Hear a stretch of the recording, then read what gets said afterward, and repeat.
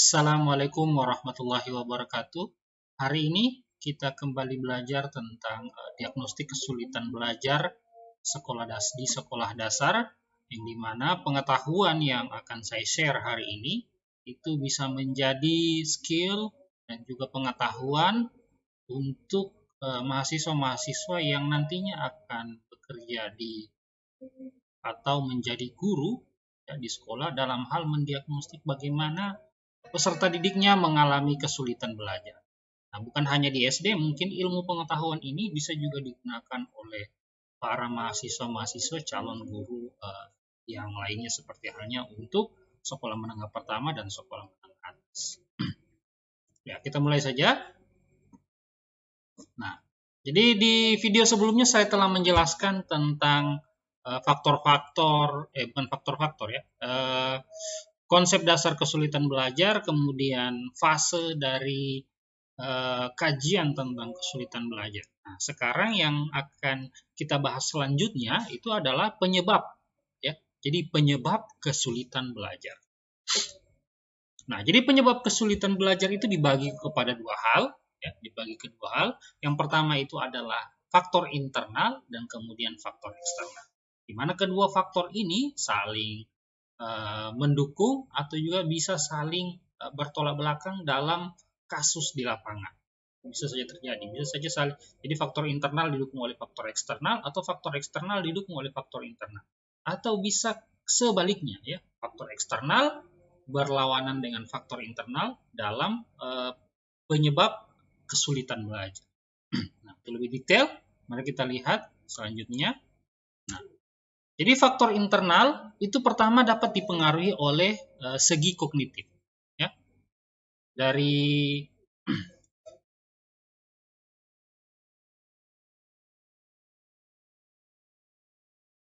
ya, dari segi kognitif. Nah, di segi kognitif ini itu dapat dilihat kepada dua aspek, yaitu intelektual dan intelijensi.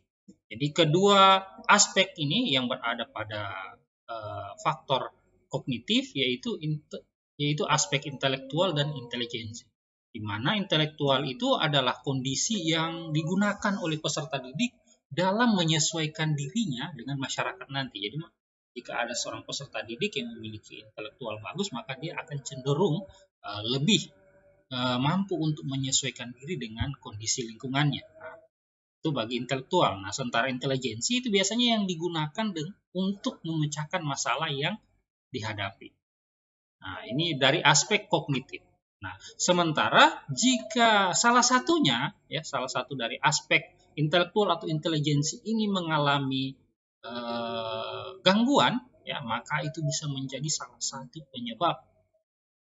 satu penyebab kesulitan belajar peserta didik. Nah, selanjutnya apa lagi? Nah, ini yang paling banyak. Itu dari segi afektif. Nah, dari segi efektif itu terdapat 4 aspek, yaitu pertama emosi, ya, minat, motivasi, dan sikap. Nah, jadi empat aspek ini dari faktor afektif ini juga memiliki peran atau andil dalam hal bagaimana seorang peserta didik itu mengalami kesulitan belajar. Seperti halnya emosi. Nah, emosi ini jika tidak dikontrol dengan baik, jika seorang peserta didik yang tidak mampu mengontrol emosinya atau mengalami gangguan kepada emosinya, nah ini juga bisa mempersulit ya, peserta didik bahkan guru dan lingkungannya untuk mendukung dia dalam mengatasi kesulitan belajarnya. Minat, nah minat juga merupakan salah satu aspek yang tidak lain yang nantinya akan menyebabkan motivasi. Ya. Jadi minat dan motivasi ini itu memiliki dua aspek yang saling terkait ya. Jadi ketika ada seorang siswa yang minat terkait dengan mata pelajaran yang berbasis narasi atau budaya ya, atau seperti legenda-legenda, maka itu juga akan menyebabkan motivasi dia untuk belajar bahwa saya lebih suka belajar tentang sejarah atau legenda-legenda. Nah, minat. Ya, jadi ini berbicara tentang minat. Nah, emosi juga paling dekat dengan sikap. Ya, jadi ini paling dekat dengan sikap pengaruhnya. Nah, dari keempat aspek ini yaitu emosi, minat, motivasi, dan sikap, ini memiliki peranan penting dalam mempengaruhi peserta didik, ya, mempengaruhi peserta didik terkait dengan bagaimana dia mengalami kesulitan belajar, atau dia malah lebih condong untuk mau belajar, atau bisa jadi menjadi faktor yang bisa menyebabkan dia untuk tidak mengalami kesulitan belajar. Nah, ini emosi, minat, motivasi, dan sikap. Nah, yang terakhir, ya, yang terakhir itu adalah psikomotor. Dari aspek psikomotor, ya, ini lebih ke bagian fisik, ya, yaitu bagian pendengaran, ya, dibagi pada dua aspek, yaitu pendengaran dan penglihatan. Nah, jadi kita juga tahu bahwa ketika ada seorang peserta didik yang mengalami kesulitan dalam hal pendengaran dan penglihatan, ini akan menyebabkan masalah dalam proses belajar mengajar. Ya. Nah, jadi jika ada seorang peserta didik yang berada di lingkungan anak-anak yang normal, ya, atau yang pada umumnya, nah, sementara dia mengalami salah satu aspek ini, ya, mengalami kekurangan dalam satu aspek ini, pendengaran atau penglihatan, maka dia akan lebih condong untuk mengalami kesulitan belajar. Nah, karena kenapa? Karena pendengaran adalah suatu jalan agar supaya dia bisa menyerap informasi, kemudian penglihatan juga seperti itu. Atau biasa kita kenal dengan anak-anak berkebutuhan khusus. Nah, jadi ini tidak bisa jadi mereka yang mengalami aspek masalah dari faktor internal, yaitu aspek psikomotor dengan dua aspek ini, yaitu pendengaran dan penglihatan, maka mereka juga akan bisa bisa dikatakan mengalami atau bisa dijadikan sebagai penyebab, ya, kesulitan belajar. Nah, dari semua aspek ini, maka kalau kita lihat dari segi kognitif itu ada dua aspek, yaitu intelektual dan intelijensi, dan dari afektif itu ada empat aspek, kemudian dari faktor psikomotor itu ada dua aspek. Nah, jadi kalau kita gabungkan semuanya ke 8 aspek-aspek ini itu menjadi faktor internal seorang peserta didik yang bisa didiagnostik sebagai penyebab kesulitan belajar. Oke. Nah, ini untuk faktor internal, ini masih berbicara faktor internal. Sementara di slide sebelumnya tadi saya mengatakan bahwa ada dua penyebab mengapa peserta didik itu mengalami kesulitan belajar. Nah, ini masih faktor internal atau yang berada pada diri peserta didik.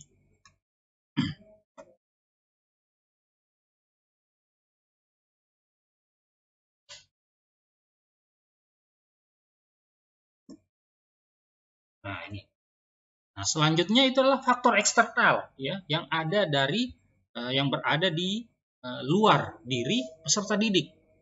Nah, faktor eksternal itu yang pertama itu adalah keluarga. Nah, keluarga ini berperan penting dalam hal perkembangan, ya, peserta didik. Keluarga ini menjadi pendidikan awal, ya, atau bagaimana seorang peserta didik diajar atau dididik.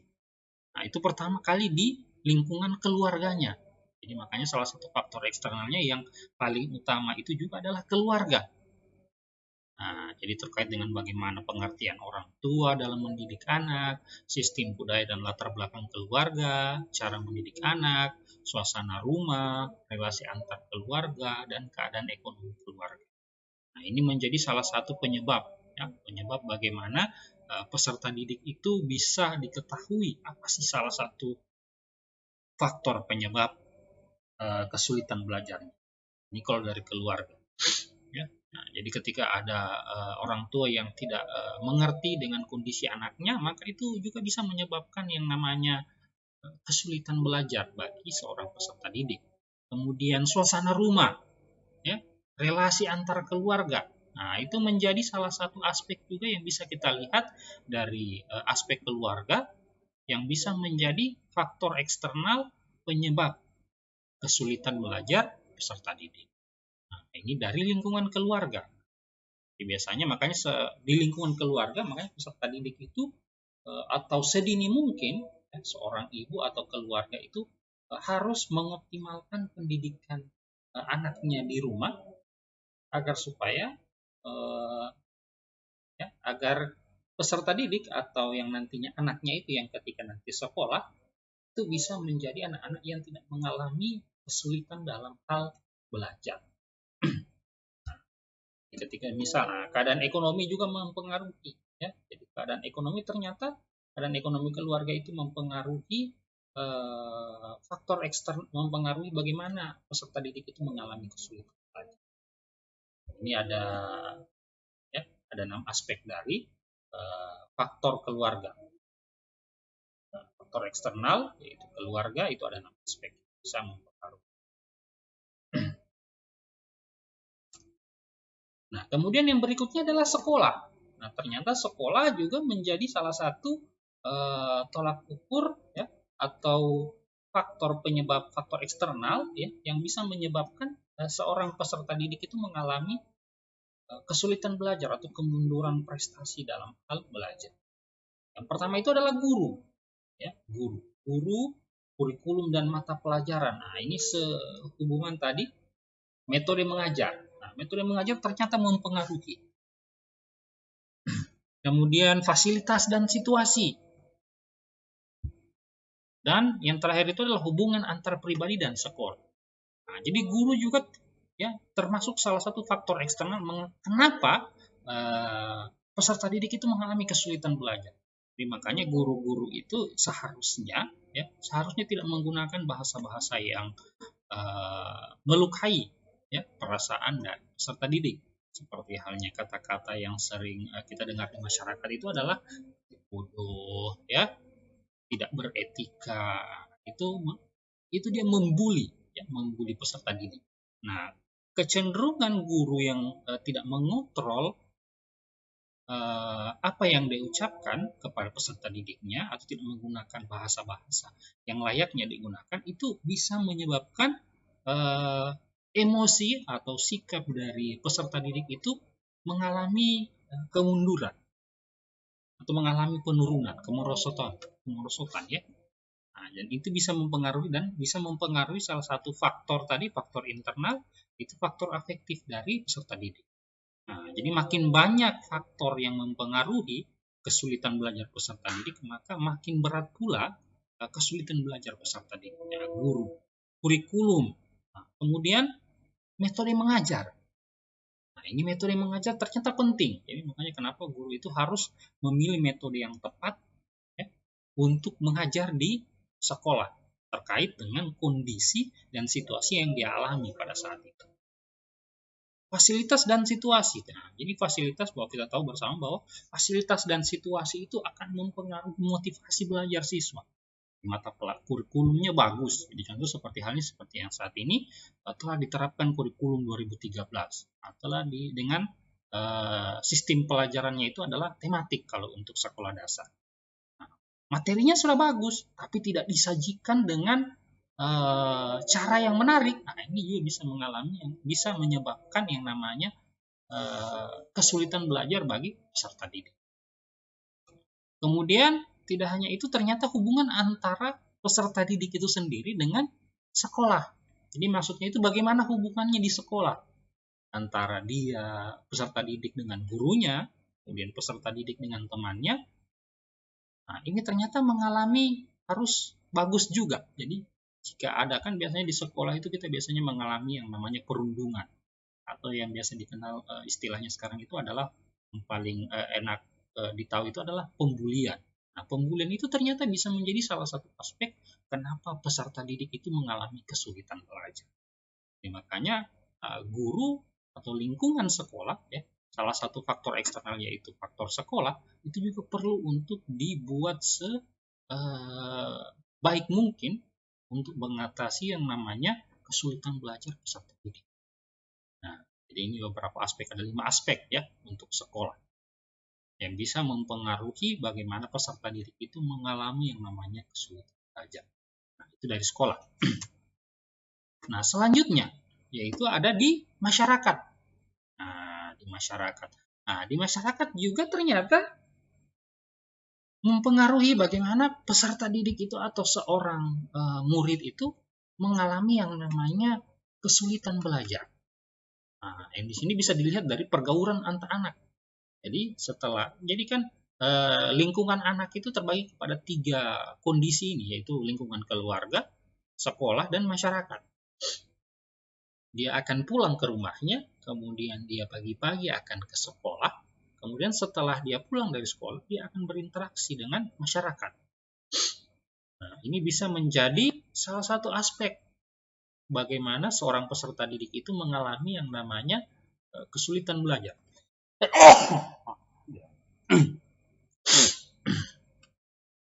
Nah, pergaulan antar anak ini juga akan mempengaruhi. Jadi makanya kenapa pergaulan antar anak itu juga penting. Jadi seorang anak yang biasanya dia sekolah di pagi hari, kemudian dia cenderung untuk berteman dengan teman-teman yang tidak sekolah, nah ini bisa mempengaruhi motivasinya dalam belajar. Dia akan lebih cenderung untuk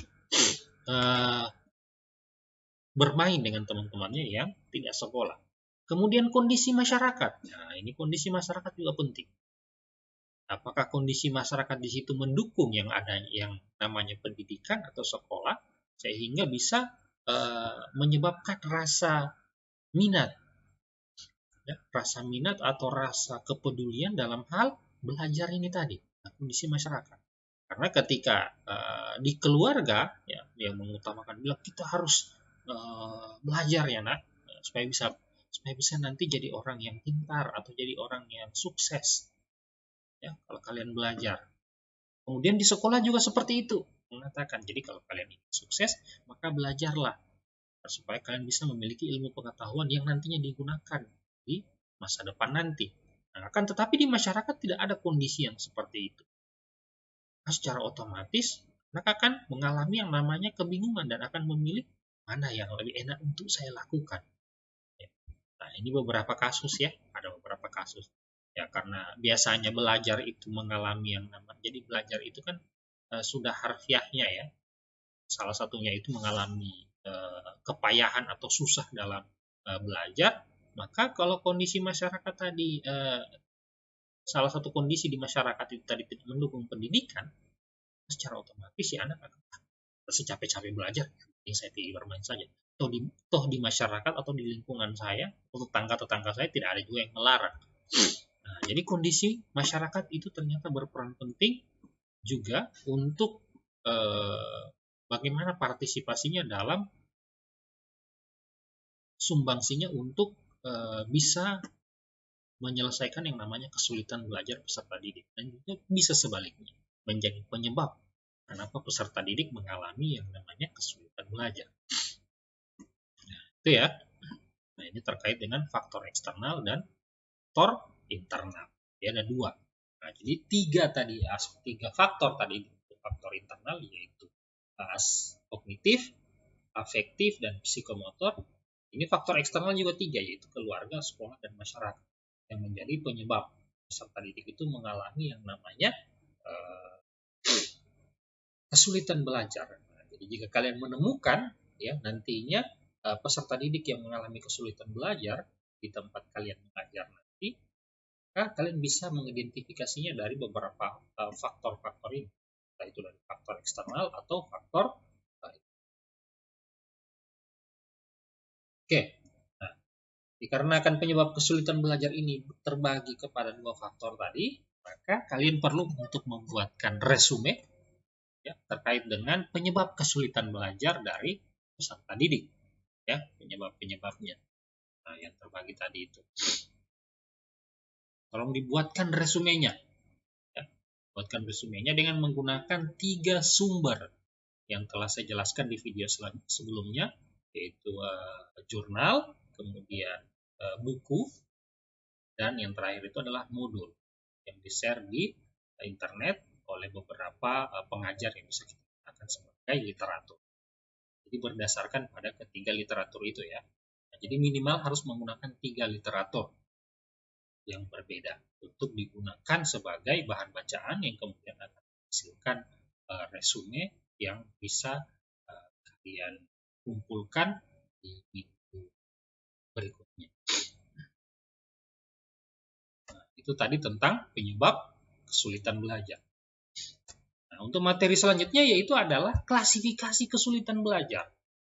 Ternyata ada klasternya. Ya. Jadi kesulitan belajar itu ada yang namanya klasternya atau bagian-bagiannya. Jadi ada yang berada pada kondisi kesulitan belajar yang sedang, ya, atau ringan atau berat. Nah, jadi klasifikasi kesulitan belajar ini ternyata dibagi kepada dua. Ya, dibagi atas dua. Ya, pertama itu adalah kesulitan belajar perkembangan. Ya, jadi di bagian perkembangannya. Kemudian kesulitan belajar di akademik. Nah, jadi ternyata perkembangan dan akademik. Jadi klasifikasi kesulitan belajar peserta didik itu dapat diidentifikasi dari kesulitan belajar di perkembangan dan akademiknya. Kita lihat, nah, untuk kesulitan belajar perkembangan itu ternyata bisa dilihat dari gangguan perkembangan motorik anak, ya, motorik. Artinya bagaimana dia bergerak. Ini motorik. Kemudian gangguan perkembangan sensorik, atau biasa dikenal dengan bagaimana dia merespon sesuatu. Ini sensorik. Jadi ini terkait dengan perkembangan anak. Ya, perseptual, perilaku. Nah, ini perseptual terkait dengan bagaimana dia mengalami yang namanya kondisi persepsinya, ya, dalam hal pemikiran, bernalar. Nah, kemudian perilaku. Ternyata ya, kesulitan belajar perkembangan itu ada pada 4 aspek, yaitu pertama tadi motorik atau geraknya, kemudian sensorik, ya, atau bagaimana dia merespon ketika dia mendengar suara. Misal dia mendengar suara di kiri, nah, tapi ternyata baliknya dia ke kanan, begini. Jadi ada kesalahan. Ya, suaranya dari kiri, tapi kok dia nengoknya kanan. Nah, artinya dia mengalami gangguan perkembangan di bagian sensorik. Nah, ini ternyata bisa mempengaruhi kesulitan belajar dari seorang peserta didik. Jadi makanya di aspek perkembangan ini itu juga mengalami yang namanya salah satu klasifikasi yang bisa dilihat. Nah, perilaku. Nah, jadi ini terkait dengan materi sebelumnya, ternyata perilaku. Jadi ternyata ada perkembangan perilaku. Kemudian perkembangan perseptual, jadi bagaimana dia bernalar, atau bagaimana dia berpikir terkait dengan apa yang akan dia lakukan. Nah, sensorik dan bagaimana dia merespon ketika mendapatkan interaksi dari lingkungan. Nah, ini terkait dengan sensoriknya kan. Kemudian dia berkembang, ya, perkembangan motorik, pergerakannya. Seperti halnya kenapa sih seorang anak TK, ya, atau taman kanak-kanak atau biasa dikenal dengan peserta didik di pendidikan anak usia dini itu lebih cenderung untuk bermain, bukan lebih cenderung untuk menghafal dan menulis. Nah, ini ternyata, ya, itu berada pada ini. Jadi agar supaya peserta didik yang tadinya masuk di PAUD atau TK tadi, taman kanak-kanak, itu ternyata tidak mengalami yang namanya perkembangan motorik. Nah, perkembangan motorik ini penting. Ya. Nah, jadi anak-anak di taman kanak-kanak itu lebih cenderung untuk bermain, ya, manjat, kemudian seluncuran, kejar-kejaran, kemudian bermain opor bola, jungkat-jungkit. Nah, ternyata itu bisa menyebabkan yang namanya perkembangan motoriknya lebih baik. Jadi makanya anak-anak di taman kanak-kanak itu tidak diajarkan untuk menulis A, B. Mereka tidak diajarkan yang seperti itu nanti di SD. Kenapa hal itu? Ternyata pada fisik mereka saja, ya, di bagian sini, di bagian sendi untuk jari-jarinya, itu ternyata ada beberapa sendi, ya, tulang sendinya itu belum terhubung dengan tulang yang lainnya. Jadi untuk mempercepat pertumbuhan tulangnya tadi itu, hanya dia harus bergerak. Nah, tadi ada yang panjat, ada yang jungkat-jungkit, ya, lompat, kemudian opor bola. Nah, semua jadi kalau diperhatikan ternyata pola pendidikan di TK atau di pendidikan anak usia dini itu lebih cenderung kepada gerakan atau bermain. Kenapa itu tadi? Ya, karena itu adalah gerakan-gerakan yang mereka butuhkan untuk agar supaya mereka tidak mengalami yang namanya gangguan perkembangan motorik, dan sensorik. Nah, kemudian perkembangan perseptual dan perilaku. Oke, ini tentang kesulitan belajar dilihat dari aspek perkembangan. Ya, nah, ini lebih ke bagian perseptual dan perilaku ini lebih ke bagaimana dia bertindak, bagaimana dia bersikap atau sikapnya, dan ini tentang tadi bagaimana dia berpikir. Kemudian yang kedua itu adalah kesulitan belajar akademik. Nah, ini yang spesial. Kenapa saya bilang ini yang spesial? Karena ini biasanya dialami oleh anak-anak yang biasanya mengalami kondisi kecacatan, ya. Jadi dia secara fisik, ya. Jadi kalau tadi kita lihat di perkembangan belajar untuk kesulitan belajar dari aspek perkembangan, kan ada beberapa anak-anak juga yang mengalami yang namanya gangguan motorik. Makanya dia biasanya ada anak-anak yang tulangnya, ya, atau tangannya biasanya ada seperti ini, tapi ini belum seperti ini. Ini salah satu mengalami gangguan motorik. Dan mereka perlu dikhususkan pendidikannya. Jadi makanya kenapa di setiap kabupaten itu atau kota itu ada yang namanya SLB, sekolah luar biasa. Nah, agar supaya anak-anak yang tadi ini bisa difokuskan ke sana untuk mendapatkan pendidikan. Nah, begitupun untuk anak-anak yang mengalami kesulitan belajar akademik. Nah, untuk akademik itu dibagi kepada 3, yaitu disleksia atau kesulitan membaca. Di anak-anak yang mengalami kesulitan membaca. Atau disgrafia, atau anak-anak yang mengalami kesulitan untuk menulis. Dan diskalkulia. Ya. Diskalkulia ini lebih ke berhitung. Jadi pada anak-anak ya biasanya yang berkebutuhan khusus, biasanya mereka mengalami 3 kondisi ini salah satunya. Tadi kesulitan berhitung, jadi dia tidak mampu berhitung, atau biasanya dia mengalami yang namanya kebencian kepada angka. Dia benci terhadap angka, atau seperti halnya yang disleksia. Nah, dia tidak bisa untuk mengenali huruf, jadi dia kesulitan untuk membaca. Atau bisa juga yang ada pada yang terkait dari kedua ini, yaitu kalkulia dengan disleksia, yaitu disgrafia. Jadi dia kesulitan untuk menulis, sehingga dia kesulitan untuk mengenali angka dan huruf. Disgrafia. Ya. Jadi anak-anak yang berada pada kondisi ini, mereka perlu untuk diberikan perlakuan khusus. Jadi jangan mencoba. Ya. Jadi ketika mengalami anak-anak mendapati di tempat sekolah kalian nanti, itu ada anak-anak yang memiliki kebutuhan khusus atau mengalami keterbelakangan, entah itu mental ataupun perkembangan fisiknya, atau biasa kita kenal dengan tunagrahita, tunawicara, tunadaksa, ya. Maka mereka jangan untuk dibiarkan untuk agar tetap sekolah di sekolah, di mana anak-anak yang lainnya itu tidak mengalami hal-hal spesial seperti yang mereka alami. Jadi mereka arahkanlah untuk mereka agar bisa sekolah di sekolah-sekolah yang bisa menangani mereka. Seperti halnya guru yang bisa membimbing mereka untuk bisa membaca untuk anak-anak yang disleksia atau anak-anak yang kesulitan untuk berhitung.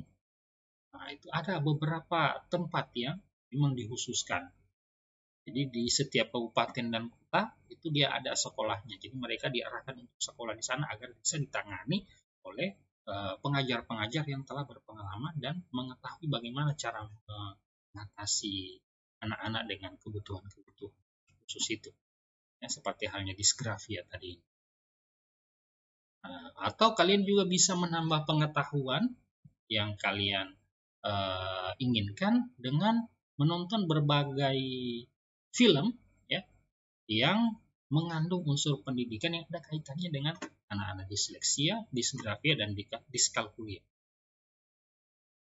Jadi kalian bisa melihat, ternyata anak-anak dengan kondisi yang seperti ini itu bagusnya dia diberikan treatment seperti ini, bukan ditetapkan agar dia tetap sekolah pada padahal kondisinya itu saja sudah memprihatinkan untuk tetap sekolah dan berkumpul bersama anak-anak yang normal. Nah, ini seperti itu ya, terkait dengan kesulitan belajar dari aspek akademik dari peserta didik.